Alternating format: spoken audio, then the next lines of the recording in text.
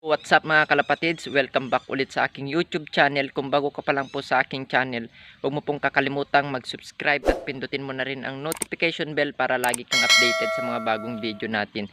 So ngayon mga kalapatids, pag-uusapan natin kung paano ibigay ang calcium sa mga panglaban nating ibon o kaya sa mga inakay natin. So bago yan, magpa-luply muna tayo. So tara!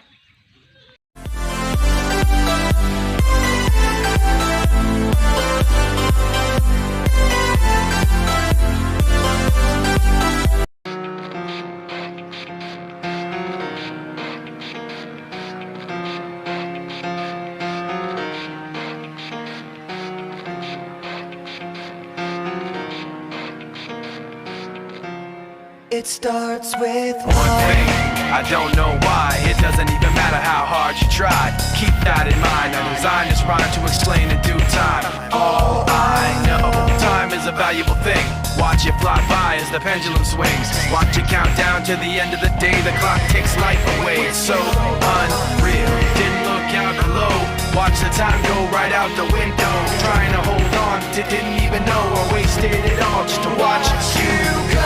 I kept everything inside, and even though I tried, it all fell apart.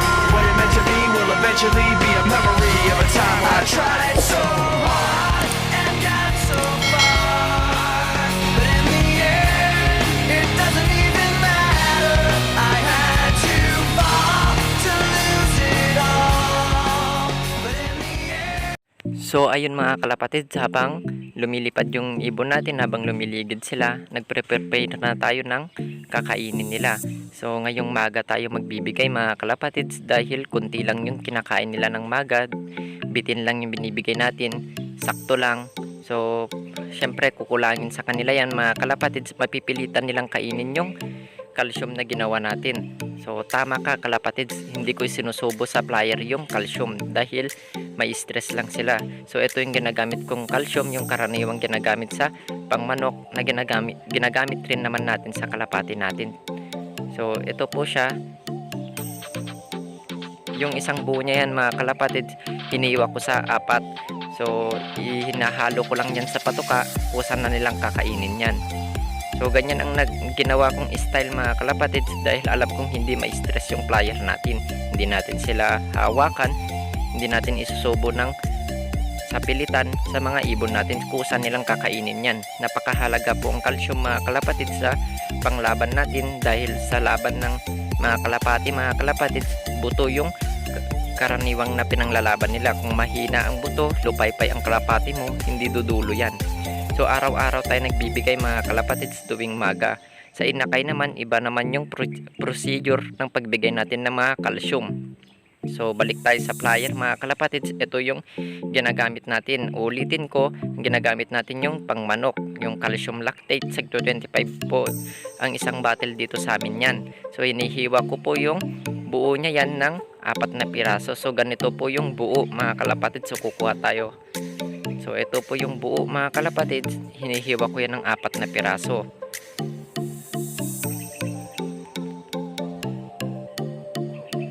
Madali lang gawin yan mga kalapatids, gagamit lang kayo ng kutsilyo at hiwain nyo na yan sa 4 na piraso. So hindi ko na papakita kung paano natin gawin dahil napakadali lang naman yan. So ang papakita na lang natin, papakita ko sa inyo kung paano ubusin ng flyer natin. So tara, samahan nyo ako magpatuka. So ayan mga kalapatids, nandito na po tayo sa ating flyer o sa mga panglaban natin ng south. So andyan na, galit na galit, gustong manakit. So gutom na tong mga ibon natin mga kalapatids. So katatapos lang din nila rumonda yan. So ito ibibigay natin sa kanila, kanya-kanyang diskarte na rin sila kung sinong kakain ng calcium mga kalapatids. Kung ngayon hindi makakakain yung isa, bukas makakakain yan, sigurado yan. So araw-araw tayo magbigay. So pansinin nyo yung puti na yan mga kalapatids, calcium yan. Diba mga kalapatids, inubos niya. So ganyan lang, huwag kayo mag-alala mga kalapatids, dahil hindi na overdose ang ibon dito. So ibigay na natin lahat, baka ibigay pa ng iba.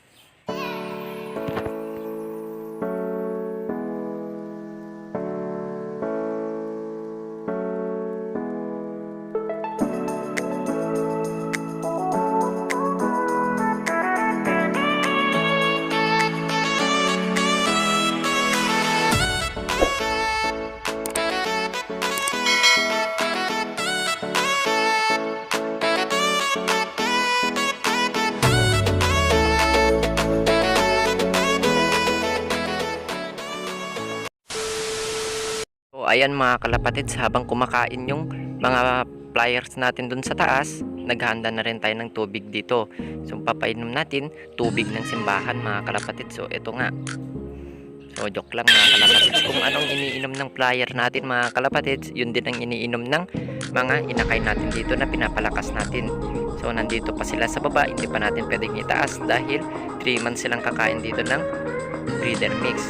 So saka lang sila magpa-flyer mix yan pag naka 3 months na sila. So kung anong iniinom nila sa taas, ganun lang din dito dahil isa lang din ang pupuntahan nila, magiging flyer din sila.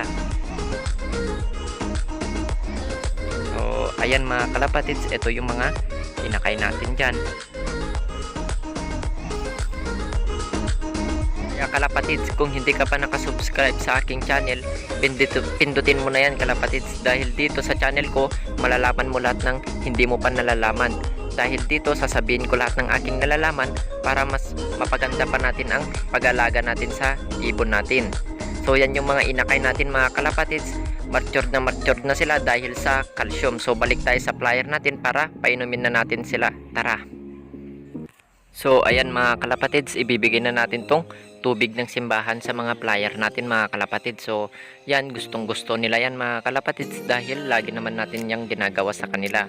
So kung ano yung iniinom ng flyer natin, yun din yung binibigay natin sa mga inakay na pinapalakas natin na ilalaban natin sa summer mga kalapatids. So naka 2022 banded na yun mga yun. So yan mga kalapatids, re-refilan pa natin. So balik na tayo sa topic natin sa inakay mga kalapatids. Tara! 2,000 years later. So ayan mga kalapatids, sa pagbibigay naman ng inakay at pagbibigay ng mga flyer, magkaiba ng procedure sa paggamit natin ng calcium lactate mga kalapatids. So sa inakay mga kalapatids, araw-araw rin natin binibigay yan. Yun nga lang, buo na binibigay natin, mano-manong isinusubo natin mga kalapatids. Sa bawat isang inakay natin, isang calcium lang din yung ibibigay natin. So sinusubo natin sa kanila yan. So kung ganyan ang gagawin natin sa flyer mga kalapatids, may stress sila. Lalo na 1 week lang ang preparation natin sa flyer bago i-loading yung mga ibon natin na kasalukuyan ng i-raise. So kung stress sila mga kalapatids na ilo-loading natin dahil hawak tayo ng hawak, mahirapan tayong makapagpadulo mga kalapatids dahil sa labanan ng ibon, recovery ang pinaka-importante. So hindi natin may re-recover ang ibon, siguradong hindi dudulo yung ibon natin. So kailangan talaga mga kalapatids pag flyer, hindi na natin sila ganang hinahawakan para hindi naman sila ma-stress. So napakadaling ma-stress ang mga ibon. Dito naman sa inakay, okay lang naman hawakan natin dahil hindi pa naman natin silang ililipad at 3 months lang naman nagaganyanan natin sila. So pero pag maganda na yung pagkain nila mga kalapatids, mabibilis na rin sila kumain, kaya na nila makipag-agawan.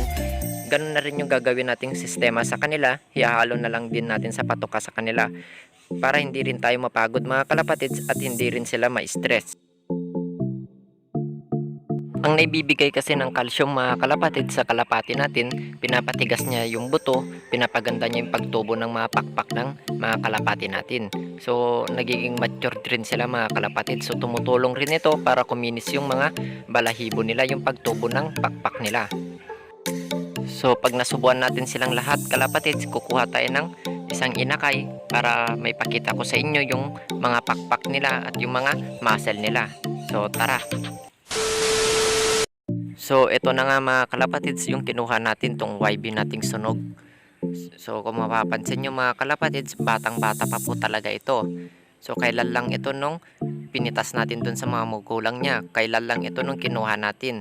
So yan yung mga pakpak niya mga kalapatids. Kung mapapansin nyo, yung parang pinaka-stick ng mga pakpak niya, ang titibay na. Lalo na pa kaya pag nag-feathering na tayo mga kalapatids, pag pinalitan na natin yung mga pakpak nila. So ang dami talagang naitutulong ang calcium mga kalapatids. So magkaiba lang nga ang paggamit natin ng procedure, lalo na sa flyer. Dahil sa flyer mga kalapatids, hindi na natin dapat hinawakan araw-araw ang kalapati natin dahil mawawala yung pagkinis ng balahibo nila. So mawawala yung pulbos na sinasabi natin na kakailanganin nila yun pag once na nagka-smashan ang laban. Yun yung pagkakagamitan ng pagkapulbos ng pakpak nila mga kalapatids, hindi sila agad na nababasa sa ulan. So nakakatulong din yung calcium mga kalapatids para patigasin yung mga pakpak niya. Okay, mag-alala mga kalapatids, hindi hindi mangangawit, hindi mag-crack-crabs yung pakpak niya to. So napakainam na gamitin nyo ang calcium mga kalapatids. Pag nasingsingan nyo ng inakay, doon na kayo magsimula na magsubo hanggang sa matapos niya yung race niya mga kalapatids. Ganun lang din sa breeder. Susubuan mo yung pair mo ng calcium hanggang may drop niya yung first egg niya, sa kanyo lang hinto ang pagbibigay ng calcium. So bago natin tapusin mga kalapatids, itong inakay nito, ito po yung magulang niya. So papakita natin. So yan mga kalapatids, ito po yung nanay ng sunog na young bird natin. So si Miss Acacia, 6 overall champion siya, survival challenge. Bale ang release niya to mga kalapatids, north south, north south, north south, kaya tinawag na tic-tac race. So ang tatay niya naman itong inakay natin na sunog mga kalapatids ay yung Bastin. So nag-produce yun ng second overall, third overall pan race, at nag-produce rin siya ng first overall ng summer race, itong katatapos lang na race natin. So sana magbigay ito ng karangalan dito sa ating loop dahil pareho namang winning line yung pinagbangga natin. So kung may natutunan ka, subscribe mo na yan mga kalapatids. Happy flying, maraming salamat po.